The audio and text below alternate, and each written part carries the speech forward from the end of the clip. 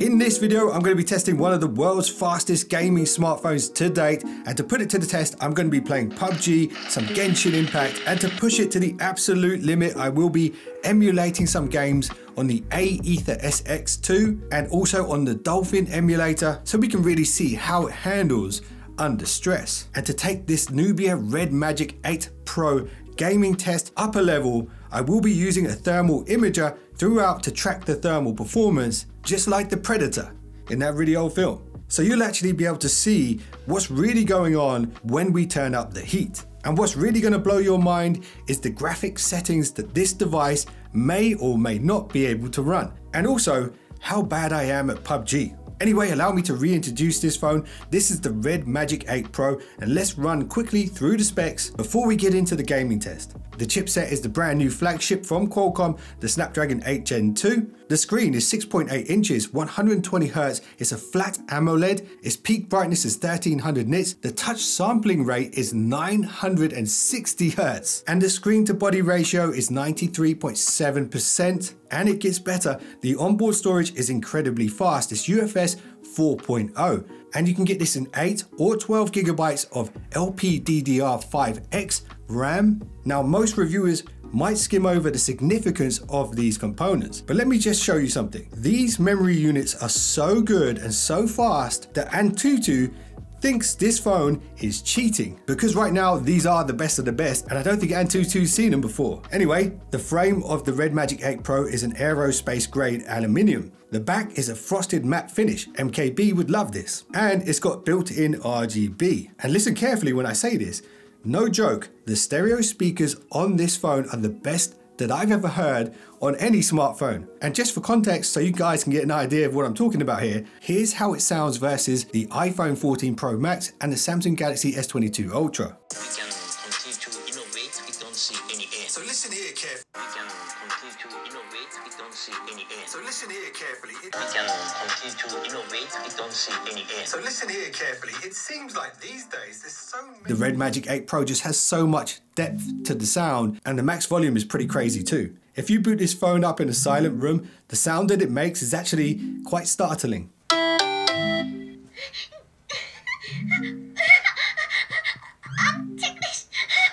Anyway, let me continue. It has the largest battery that Nubia have ever put in a device. In the box on a global version of this phone, you get a 65 watt gallium nitride charger. In China, you get 80 watts, but 65 watt GaN is still incredibly good. It takes you from 0 to 100 in around 43 minutes. On the back, it's also got a triple camera setup. If you're into those kind of things, the primary camera is a 50 megapixel sensor, and this is Mora, and I'll introduce you to her a bit later on in the video.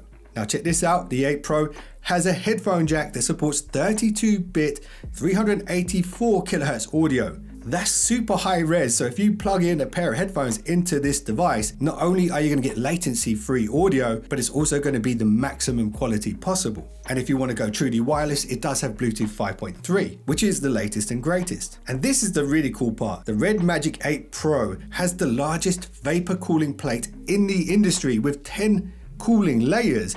And check this bit out. On the left edge of the phone is a vent for air intake. On the right hand side of the phone is an exhaust, and inside the phone is a cooling fan. You can set it to auto or fast cooling, or you can switch it off entirely if you wanted to. But when it is on, you can actually hear the air blasting out the side, and you can even feel it. And the reason the fan inside the device is important, for those of you not aware, is if you can keep the chipset cooler for longer, you can redline and max out the performance of the chip for longer without damaging it. Typically, phones have safety measures built in to stop you from frying the chips, particularly when you're gaming. And these safety measures usually consist of some kind of performance throttling. And you can see here during the Antutu 3D benchmark test that I ran on this device, the maximum temperature that this reached was 32.7 degrees, which is incredibly low compared to a lot of other devices that I've ran this test on. And in fact, once it hit that peak temperature, it dropped pretty quickly, as the fan and the cooling plate allowed the device to cool quicker than your average phone. And if you're wondering how the Nubia Red Magic 8 Pro stacks up against the competition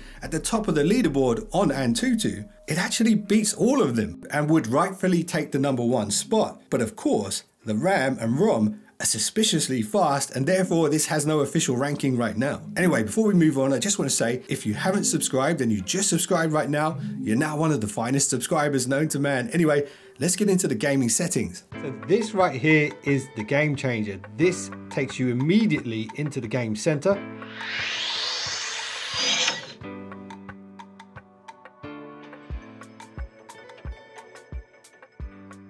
And what we're going to run through just quickly now before we get into the gaming stress tests is all of the features that are available here within the game center. So if you hit the little icon in the top right corner, once the volume slider gets out of the way, go here. We've got all of our settings. So it'll actually keep track of all of your gaming sessions that you've done so far. And you can look at the day and the week as well. So you can see how much gaming you're actually doing. And it's kind of a reminder to let you know once in a while, maybe you should touch grass. Next, you've got your network settings. So here you can limit the network speed if you want, and you can also prevent the device from switching to other networks. So for example, if you have more than one Wi-Fi network in your house, you don't want it switching between those networks and then cutting you off your online games. So you can actually restrict that here if you want to. You've also got the ability to lock the brightness, which is very handy. You don't want the phone brightening up or dimming down at key moments in time. And you can also enable enhanced colors as well. So this adjusts and optimizes the colors for gaming specifically. You also have a screen energy saving mode. We're going to turn that off for these tests. Then we have the anti-disturbance settings here, so you can suspend calls from coming through. And you can also do this. This is really cool, the barrage message. I'm not sure why they call it that, but it is very cool. If you enable this, you can actually set your messages to pop up in a specific way, like you see in there running across the screen. And you have these different sort of containers that you can choose. And you can also choose the velocity of how quickly the containers move across. So you can glance at your messages while you're playing. Hopefully it's not too distracting. You can change the font size and the opacity and all that good stuff as well. And you can also customize what sources the messages can come from. There's only 4 here that you can choose from. Next up is the system mistouch. So this is going to be very handy for certain people. You can also set up features like the secondary confirmation. So if you swipe in from the side to go back to your home screen, it will ask you to do it twice just so you don't accidentally do it. And we can get rid of the status bar in the game, which is handy. Then you've got the mirror host mode. This is going to be for game streaming, stuff like this. And then we've got the competitive key. So this is the gaming switch here. So this is what happens when you switch it from the gaming mode back into the regular phone mode. So you can choose how the game appears on the home screen. The floating window is very handy because you could just tap that and go straight back into the game. But there are other options there as well. Then we've got the RGB. So I personally like the breathe setting here, but there's some other ones. So you can lamp with sound.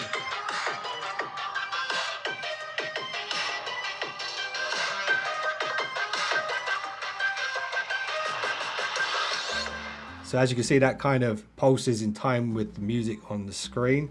You've got steady, light up, breathe, and you've got a bunch of different colors you can choose as well. The default one is actually the red one. Now on the home screen of the game space, we have a couple of other areas. So over here, if you hit this button, this will allow you to create or capture images and then actually pin them onto the screen. So let's say you're looking for a specific thing within a game and you want to keep it at the top of mind, you can actually pin that picture to the screen, and then when you see what you're looking for in the game, you can get rid of that picture at any point. It's kind of like adding a sticky note to a game, and you can actually write notes down as well for yourself and pin them to the screen, maybe cheat codes or something like that. This little golden symbol here in the top right corner, this is where your recordings will be stored. You can access them quickly when you record in-game footage. The little paintbrush here, again, is another way to change the wallpaper here within the game space. And then this little cube here is where it gets really interesting. So this is an area that allows you to adjust settings, graphic settings and performance settings per game. So however you set these up here, they will stay locked for that specific game until you change them. For example, Genshin Impact, let's say we want to max out the touch sampling rate to 960. Let's say we want to turn the sensitivity all the way to the top. We want the smoothness to be at the top as well. We can adjust the area. So certain games, your palms might rest on the screen more than others. And if that's the case, you can adjust the edge accidental detection zones. You can also adjust the performance of the CPU and the GPU per game. So if we want to max out performance, which we will be doing for all of the games, you can set it here. So next time you boot up Genshin, it's already on the maximum performance.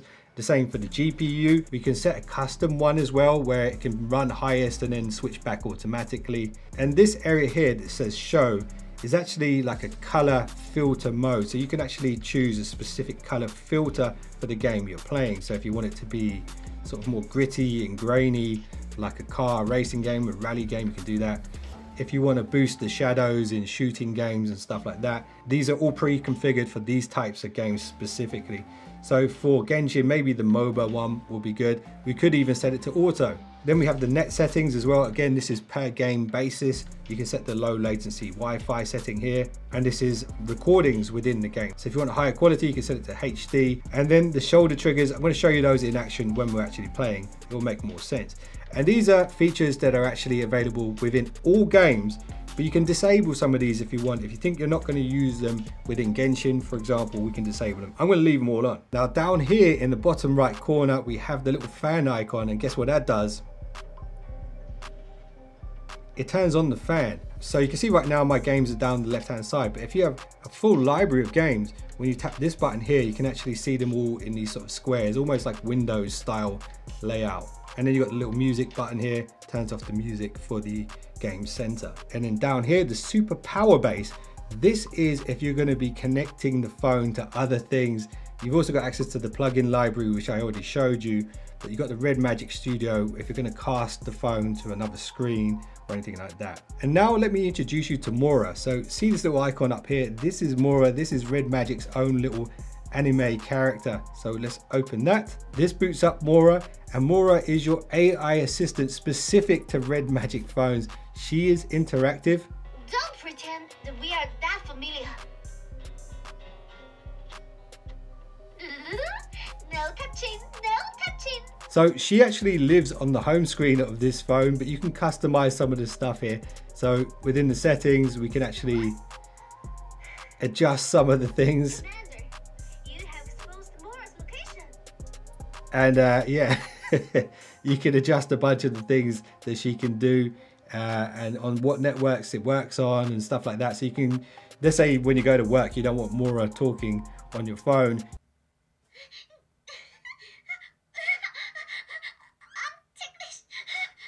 You can set specific Wi-Fi networks where she won't actually be active. So there's an AR photograph mode here where you can add Mora into pretty much any photo that you want. Mora will also help you live stream your games on PC and on phone as well. And then these are really cool. These are little things that she will do on the home screen. So you've got desktop interaction, so you can talk to her and tap her on the screen. You've also got a charging animation where she's sleeping, and it's actually quite hilarious what she says once you finish charging the phone and start using it again.